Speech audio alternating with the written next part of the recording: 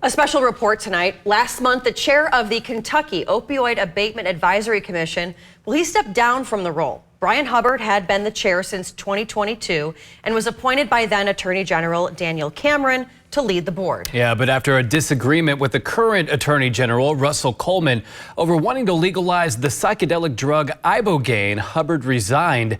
ABC 36's Anna Medina tells us about why Hubbard wants it legalized and introduces us to two women who are now living life differently thanks to that drug. Anna?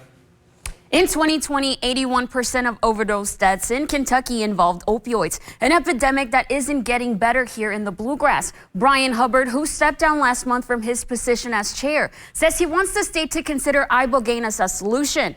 My reporting leading me to find two women with completely different backgrounds, but both used ibogaine and tell me it changed their lives. Had unlimited access to opioids. Juliana Mulligan was addicted to opioids and heroin. She said she tried rehab. She tried Suboxone and methadone. She says none of it worked till she tried the psychedelic drug ibogaine. We are treating opioid addiction with opioids. Opioid addiction in the Bluegrass is important to Bryan-Hubbard. Former Attorney General Daniel Cameron appointed him to the Kentucky Opioid Abatement Advisory Board in 2022.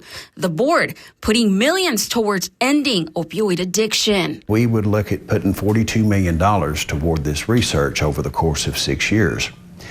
That sum represented 5% of the total amount of the state settlement, which is $842 million.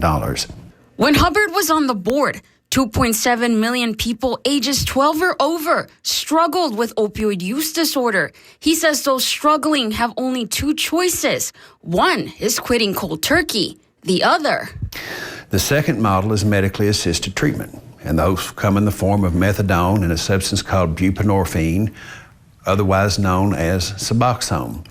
The medication is more effective than an abstinence-based model. That's when Hubbard stumbled upon ibogaine, a botanical that grows in West Africa, a psychedelic drug mainly prescribed to soldiers with PTSD. It has profound interruption effects on opioid addiction.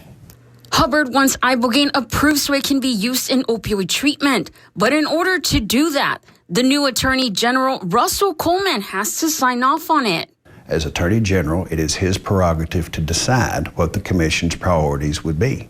Coleman is against ibogaine. Hubbard chose to resign. In our discussion on December the 15th, he said they were going to be moving in a different direction, and by virtue of my removal, that direction does not include the development of ibogaine with Commission funds.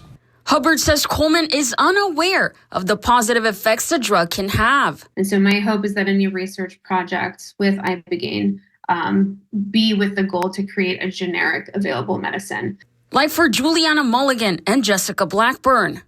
There's not a great solution for a lot of the problems we have in rural Appalachia. And that's intergenerational poverty is probably number one. And then intergenerational trauma.